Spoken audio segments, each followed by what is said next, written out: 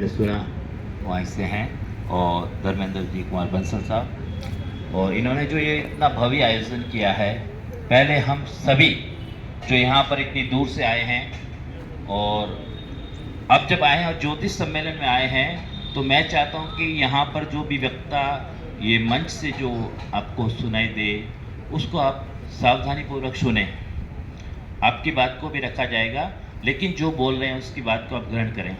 मैं भी सम्मेलन कराता हूँ, अभी तक 11 सम्मेलन अभी मैं जस्ट जैसलमेर में करवा के आया हूँ, उससे पहले जोधपुर में, उसके बाद मुंबई में, दिल्ली में काफ़ी कराए हैं। लेकिन सबसे पहले तो मंच की गरिमा को आप पूरा ध्यान रखें। आप ज्योतिषी हैं, अच्छी बात है, और मैं मेरे मंच पर सभी ज्योतिषियों का सम्मान करता हूँ, चाहे वो टैरो का रीडर हो, चाहे अंक ज्योतिष हो, चाहे हस्तरेखा हो, चाहे वैदिक हो, चाहे वास्तु हो, जो भी हमारी शास्त्र की ज्योतिष की शाखाएं हैं, उन सभी का भी सम्मान करना चाहिए। वो हमारे मित्र हैं। आपने देखा होगा डॉक्टर भी, किसी भी आप डॉक्टर के पास चले जाइए, कभी भी डॉक्टर की क्रिटिसाइज नहीं करता है। उसने कहा बहुत अच्छा, हम उससे अच्छा करेंगे।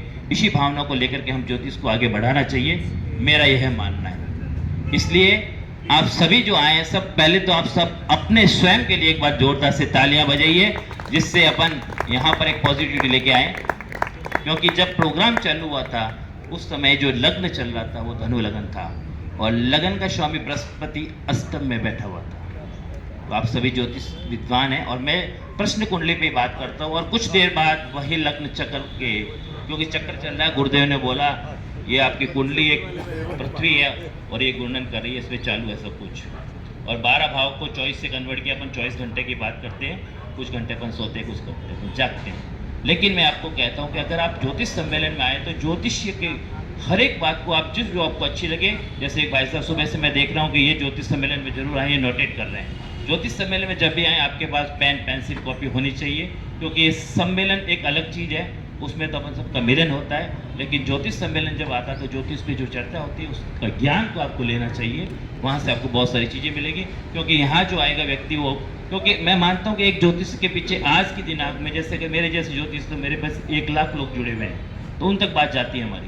तो आपके पीछे भी 1000, 1500, 2000 लोग जरूर जुड़े हुए होंगे।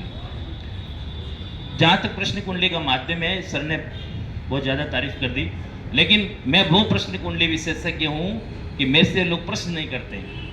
मैं आप सभी के मन में जो प्रश्न चलता है मैं उसको बाहर निकालने की कोशिश करता हूँ, जिससे से एक डॉक्टर एक स्टेथोस्कोप से आपके चेस्ट को पहन करके, अपन सोचते हैं सुन रहे होंगे कुछ डॉक्टर साहब, लेकिन वो बहुत सारी जानकारी ले लेते हैं। अपन सोचते सिर्फ ब्लड निकाला हमारा तो, लेकिन ब्लड से अपनी बहुत सारी बीमारियों को समाधान करते हैं। वैसे ही अपन प्रश्न कुंडली के माध्यम से, जैसे अब लगन चेंज हो गया, मकर लगन आ गया, और लगन का स्वामी शनि है, वो पराक्रम भाव में चला गया। तो मैं यहाँ मानता हूँ कि 85% हमारे ज्योतिष भाई जो जिज्ञासु हैं, जैसे गुरुदेव ने बोला, हरीश जी ने, कि सभी ज्योतिषों के मन का प्रश्न यही आया कि मैं यहाँ पर इस सम्मेलन में आई हूँ, दिल्ली से चल के आई हूँ या मेरे भाई साहब जो हैं इंदौर से चल के आए हैं, उनमें मन में यही प्रश्न है कि मेरा आगे वाला जिस विषय पर मैं आई हूँ, या ज्योतिष सीखने के लिए आई हूँ, या ज्योतिष के सम्मेलन को अटेंड करने आई हूँ, तो पराक्रम भाव को देख रहे हैं वो लोग। और चंद्रमा अभी की कुंडली में भाग्य भाव में बैठा है, कन्या राशि का चंद्रमा है, तो कन्या राशि का चंद्रमा भाग्य में बैठा है। और सूर्य आप देख रहे हैं कि सूर्य अभी तुला राशि में आज का गोचर चल रहा है, उसका शायद कल वो चेंज हो जाएगा। तो वहाँ तक, क्योंकि सूर्य की गणना, चंद्रमा की गणना जो गुरुदेव ने जो फरमाया कि अगर वो आपको जानकारी है तो आप आधे ज्योतिष तो है ही। तो सबसे पहले इसलिए प्रश्न यही उठता है कि आपका मन में यही चल रहा है कि हम जो ज्योतिष में जो हम अपना ज्ञान बढ़ा रहे हैं वो आगे बढ़ेगा या नहीं बढ़ेगा। तो मेरे यह मानना है कि जो इस सम्मेलन में आया है, आप कभी भी वहाँ की जो तादाद है, यानी कि वहाँ की जो क्वांटिटी है, उसको देख करके सम्मेलन की जो है अपने हिसाब से परिभाषा ना लिखें, रूपरेखा ना लिखें, क्योंकि वहाँ पर बहुत गुणी व्यक्ति आए हैं। हमारे को गुरुदेव जैसे लोगों को सुनने को मिला है, तो हम सभी लोग सौभाग्यशाली हैं जो उन्होंने इस सम्मेलन को अटेंड किया। और हमारे, क्योंकि एक सम्मेलन को करना, मैं जानता हूँ कितना एक अपने घर में जैसे शादी विवाह से भी बड़ा आयोजन है। और मेरे तो गुरुदेव कहते थे सम्मेलन करना, यानी मारवाड़ी में एक कहावत है कि मती रह के भारे बांधना। भारे मतलब 10 मतीर आपको दे दी जाए, उनको कैसे इकट्ठा करना है बहुत मुश्किल है, और फिर को एक मंच पे लाना और उनको समझाना और समझना भी एक बहुत बड़ी ताकत होती है। लेकिन हम प्रेम पूर्वक, हमारे पास में एक ही हथियार है, हम प्रेम से उसको संभाल सकते हैं, हम ज्योतिष को आगे बढ़ा सकते हैं, यही मेरा मानना रहता है। दूसरी बात, ये सम्मेलन जो किया गया, हर सम्मेलन की एक करने के, हम ज्योतिष हैं, वास्तु के आधार पर कौन सी चीज़ कहाँ रखनी चाहिए, यहाँ पर वास्तुशास्त्री बैठे हैं, कहाँ रखनी चाहिए आपको ध्यान होना चाहिए, ठीक है। दूसरी बात ये है कि जो हमारे बहन और जो मनोज जी भैया हैं उस कार्यक्रम को लगे हुए हैं, तो वो रात दिन एक करने पर हम लोग यहाँ पर इकट्ठा होते हैं, और यहाँ पर लोग घूमने भी आते हैं, अपना ज्ञान बांटने भी आते हैं।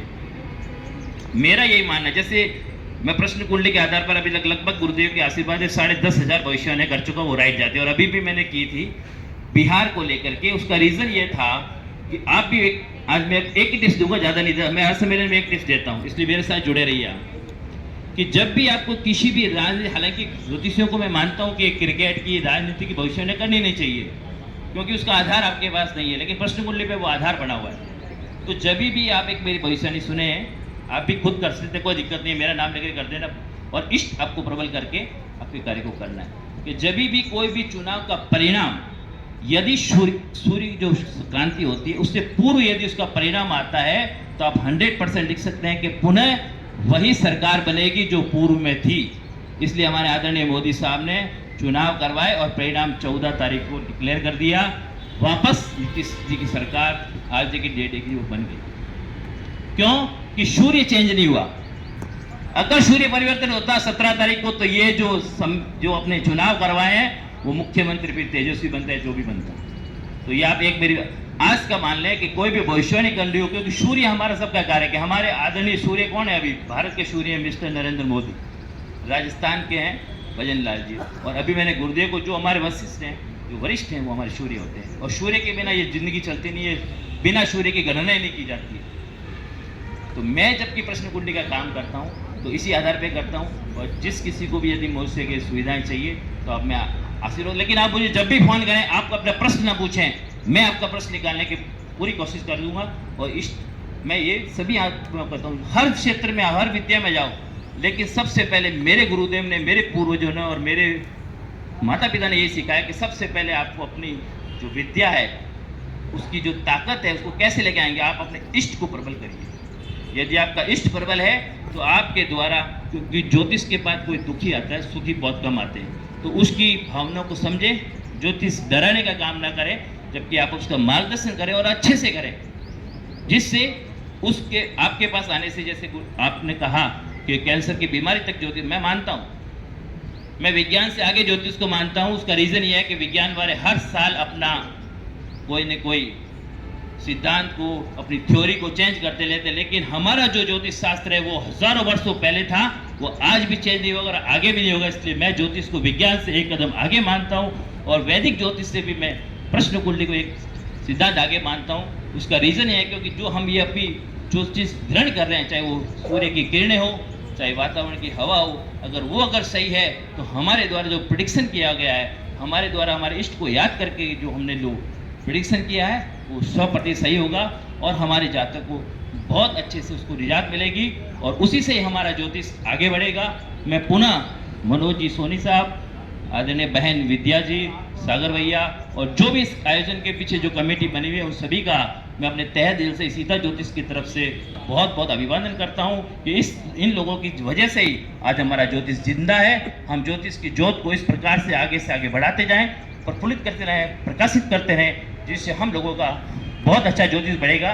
और ज़्यादा से ज़्यादा, जैसे मैडम ने बोला, मेरे पास टाइम नहीं है, लेकिन हम सभी अगली बार जब भी आएंगे तो ऐसे एक क्लास लें हम लोग। वैसे मैं अभी 3 और 4 जनवरी को जोधपुर में आयुर्वेद विश्वविद्यालय के कुलपति जी का महोदय से निवेदन करके आया हूँ कि हम जो आयुर्वेद और ज्योतिष दोनों एक हैं, तो उनको मिला करके मैं एक आयोजन करने जा रहा हूँ। उसमें आप सभी पधारें और बिल्कुल निःशुल्क होगा। आपको रहने खाने की सभी सुविधाएं वहाँ दी जाएगी, और जो भी युवा उनको सबसे पहले मैं इसके चलाने की कोशिश करूँगा। आप सभी का बहुत बहुत धन्यवाद। जय ज्योतिष, जय भारत।